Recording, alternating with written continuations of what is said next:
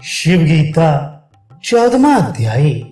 शिव जी से ब्रह्म साक्षात्कार की विधि सुनकर अब दूसरे साधनों से प्रश्न करते हुए रामचंद्र जी बोले, हे भगवान, यद्यपि तुम्हारा रूप सच्चिदानंद, निरवय, क्रिया शून्य और निर्दोष है तथा सब धर्मों से परे, मन और वाणी के अगोचर, तुमको सर्वव्यापक होने से जीव सर्व स्थान में स्थित आत्मा स्वरूप से दिखता है। आत्मविद्या और तप ही जिसका मूल साधन है, जो उपनिषदों का मुख्य तात्पर्य है, जो मूर्ति रहित संपूर्ण भूतों का आत्मा अर्थात सब जीव जिसके अंश हैं, जो कारण का कारण अदृश्य स्वरूप है, जो अति सूक्ष्म और इंद्रियों से अग्राह्य है, वह ब्रह्म ग्राह्य कैसे हो सकता है? उस सूक्ष्म चित्त की वृत्ति किस प्रकार हो सकती है, यह मुझे संदेह है। इसी से बुद्धि व्यग्र है। इसका उपाय आप वर्णन कीजिए। श्री शिव जी बोले, हे महाभुज रामचंद्र, सुनो, मैं इस विषय में उपाय कहता हूँ।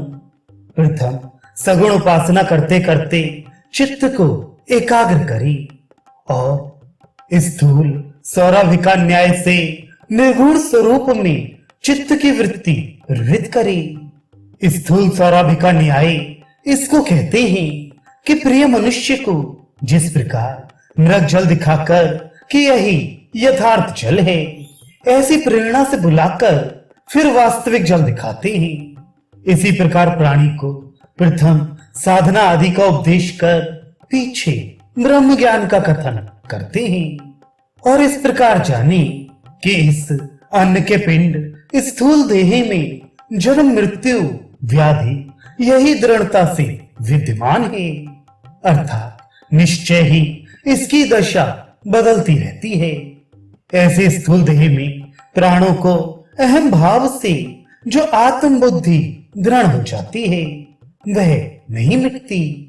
आत्मा कभी जन्म नहीं लेता और इसका नाश भी नहीं होता, कारण कि यह नित्य है।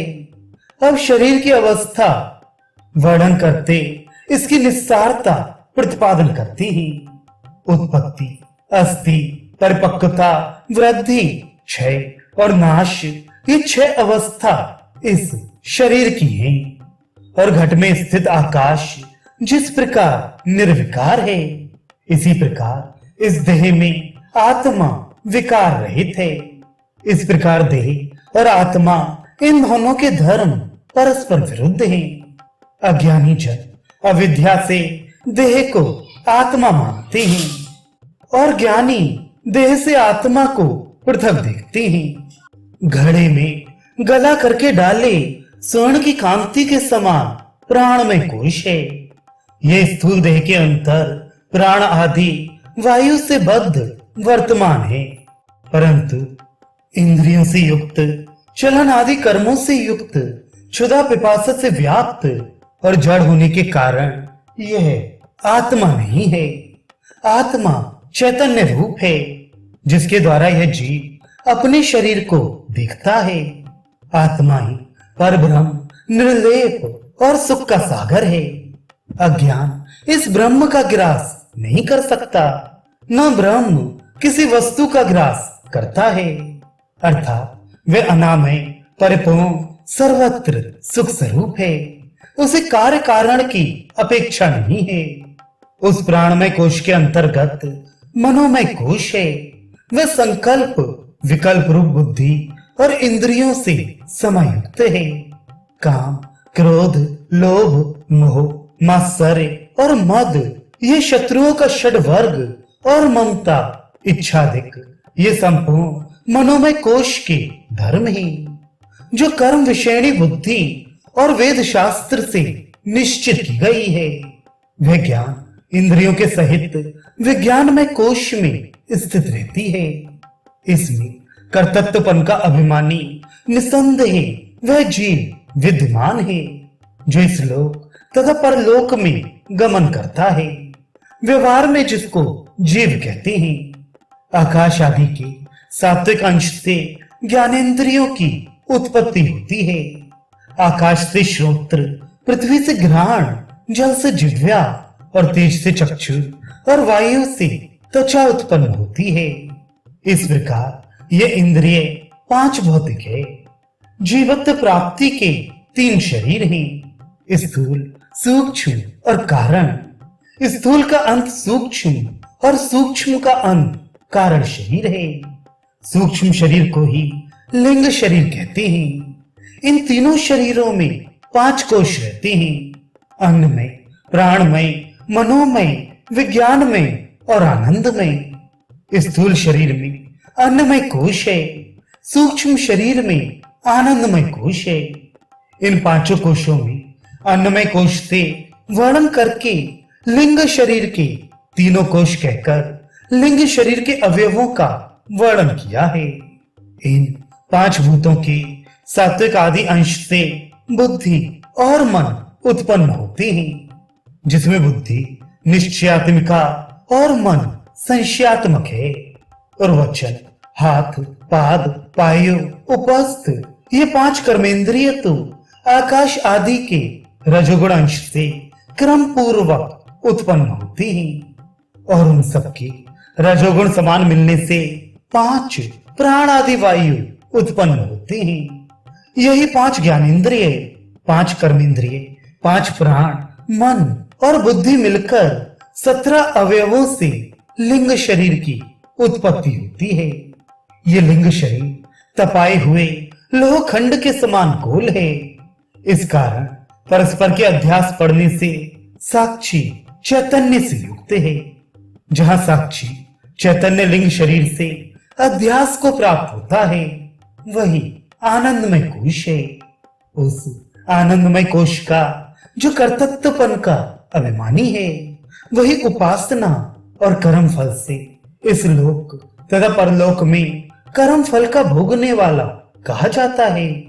और जिस समय निद्रावस्था में यही आत्मा लिंग शरीर के अध्यास को छोड़कर केवल अपने स्वरूप में अविद्या संयुक्त रहता है, तब इसकी साक्षी संख्या है।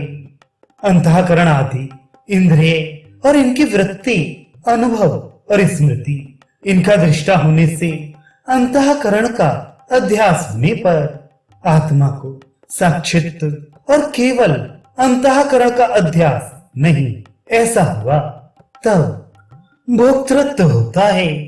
बिना आच्छादित बिंब रूप ईश्वर छाया आच्छादित बिंब रूप जीव, ये दोनों ब्रह्म के प्रकाश से प्रकाशित हैं।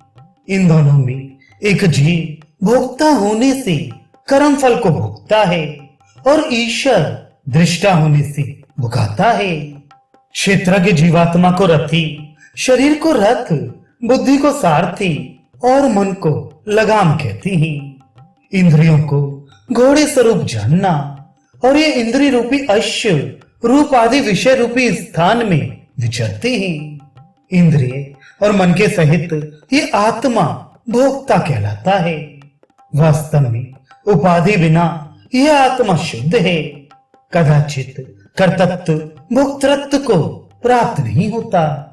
तात्पर्य यही है कि रथी तो रथ में बैठा है, सारथी और घोड़े रथ को जिधर ले जाएं उधर ही जाता है, और यदि घोड़े दुष्ट हुए तो सारथी का भी कहना ना मानकर रथ लेकर कहीं गड्ढे में डाल देते हैं।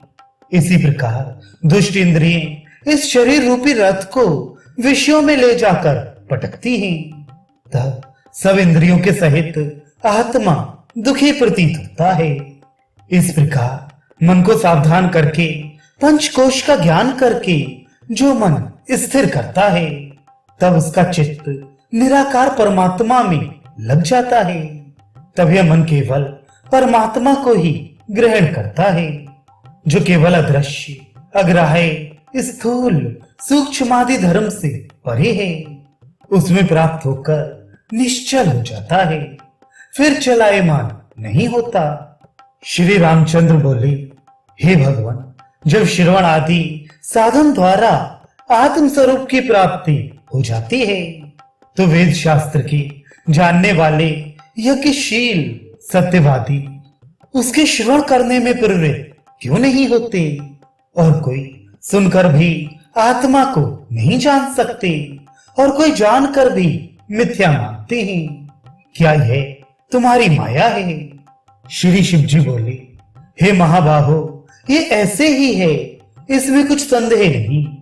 मेरी त्रिगुणात्मिका माया का उल्लंघन करना महाकठिन है। जो मेरी शरणागत आकर मुझको प्राप्त हो जाते हैं वे ही इस माया को तरते हैं। हे महाभुज, जो अभय भक्त हैं और जिनकी श्रद्धा मेरे विषय में नहीं है, वे इस लोक और परलोक में अनेक प्रकार के फल की इच्छा करने वाले हैं। उनको कर्मानुसार फल मिलता है। वे सुख भोग कर भी थोड़े काल में इस लोक को प्राप्त होते हैं, कारण कि उन्हें तो कर्म फल ही इष्ट है और कर्म फल क्षय होने वाला है।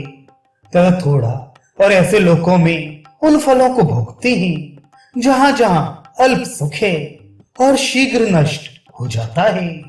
इस बात को ना जानकर जो अधम मनुष्य कर्मों को करते हैं, वे माता के गर्भ में उत्पन्न होकर बारंबार मृत्यु मुख में पड़ते हैं। अनेक प्रकार की योनियों में उत्पन्न हुए किसी एक प्राणी की करोड़ों जन्म के संचित किए पुण्य से मेरे विशेष भक्ति होती है। वही श्रद्धा युक्त मेरा भक्त ज्ञान को प्राप्त होता है और दूसरा करोड़ों जन्म में भी कर्म करने से मुझे प्राप्त नहीं होता। इस कारण हे राम, और सब त्याग कर केवल मेरी भक्ति करो। दूसरे और सब धर्मों को त्याग करके एक मेरी शरण में हो। मैं तुमको सब पापों से छुड़ाकर मुक्त कर दूंगा। तुम सोच कुछ मत करो। हे राम, तुम कुछ कर्म करते, जो भोजन करते, जो हवन करते और जो देते हो, तथा जो तप करते हो, वह सब मेरे अर्पण करो। हे राम, इससे अधिक मेरे में दृढ़ भक्ति होने का दूसरा साधन नहीं है। इसका तात्पर्य है कि शरीर, इंद्रिय और प्राण तथा मन की जो जो धर्म है उनको त्याग करके मुझको आश्रित हो, अर्थात मुझे प्राप्त हो।